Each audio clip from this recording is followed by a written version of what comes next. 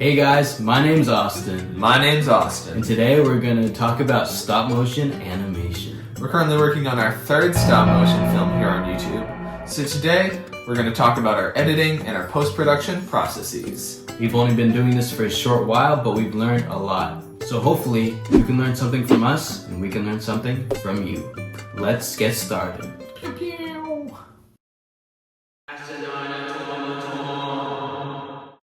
Before you start editing, you want to make sure you have all your footage ready, and you also want to make sure you have all your audio recordings and your sound effects so that the whole process can go smoother and quicker. You want to have everything set up beforehand. That'll really help you. In terms of recording, when you're recording audio like dialogue or just, sound effects like oofs and ahs, you want to make sure you have a room where there's no background noise and there's not a lot of echoing or anything so that you get a cleaner, crisper audio. It also helps to make sure you're not speaking directly into the microphone, because then the microphone can catch, your little breathing and, random exhales you make. So you want to have some distance between your mouth and the microphone on, we just use a phone. So if you're using a phone, kind of hold it like this. So you're not getting a bunch of excess breathing and excess, human mouth noises into the camera when you're recording. When you're done recording your audio, then you can put it into the actual editing. It's a good idea to put all your audio recording into a separate project than your main film. That way you can sort through it all, chop it up, take out anything you don't need, and pick your final takes that you want for the film. You don't have to use all that, please don't. That way, when you're actually editing the film, you don't have to drag in the whole audio recording. You can just bring in your specific final takes that you want. When it comes to sound effects, one of the best resources you have is YouTube. If you find a sound you like, you can just use a YouTube to MP3 converter to download it onto your computer. There's also a lot of other websites that have free-to-use sound effects, so just, shop around, see what you like, because, the world is your oyster. Is that good?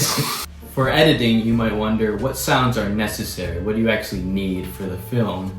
We think it's good to add sounds to things that just make sense to have sound, like very obvious loud noises, or if someone's walking, you can have footsteps, although it's important to make sure that the sound of the footsteps changes depending on what they're walking on. It's also good to add ambient or background sounds to scenes. That way it makes you feel like you're more in the actual scene. So for our film Skinsgiving, a lot of it is outside in a field or a town, so we added wind sounds or night sounds like crickets or fire. Okay. For interiors, we have a scene where they're all eating dinner inside, you would add murmuring background vocal sounds. Is this helpful? That's good. Am I doing good? It's good.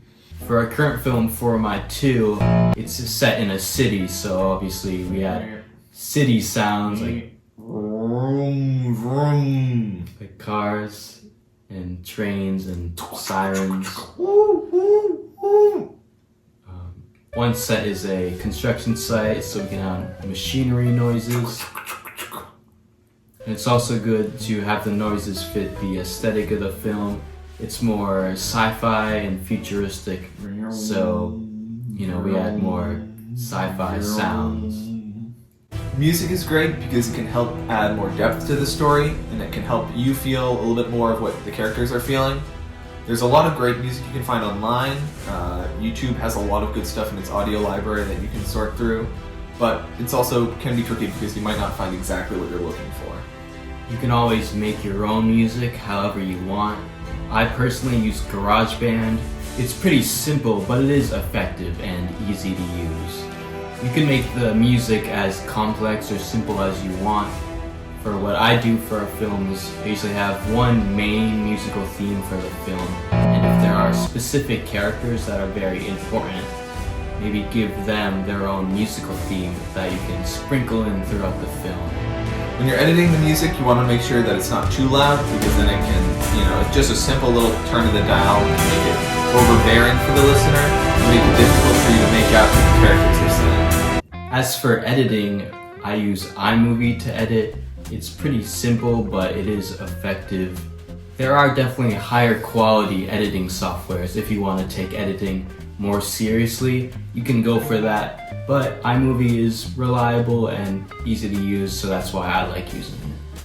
If you're working on a shorter video, it's totally fine to edit it all in one project. That's what we did for our music video, which was about 3 minutes long, and it's also what we did for our first 2 short films, which were each about 10 minutes in length. However, if you're doing a longer film, like our current film, For My 2, it's smart to have each scene be in its own project. That makes it easier to edit each scene specifically, because if you have them all in one big project, the more you add, the more slow and laggy it will be, which will just make it really difficult to edit. So once you're done editing each scene, you can either export each project and then edit them all together, or you can copy and paste all your editing into one big project and then export that. Then, once you've finished editing your film, you can upload it to YouTube or the social media app of your preference, and boom, you're done, baby! You made a stop motion short film or video. I don't know how long you're making this thing. Well, that's all for this one, folks. If you didn't catch our other videos on stop motion animation, we've got videos about script writing, set building, and filming right here on the channel. Subscribe and hit the bell so you don't miss any future videos, and stay tuned for our upcoming short film, For My 2. If you found one of our tips helpful, or if you've got any tips for us, please leave them in the comments. We'd love to hear them. Peace. I was assigned to a triple homicide, a strangling of an average family, but the marks on the victims' necks were not from a hand made of skin and flesh, but of a machine, a deviant android.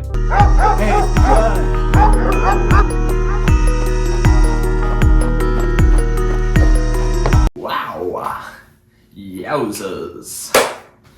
I'm sorry.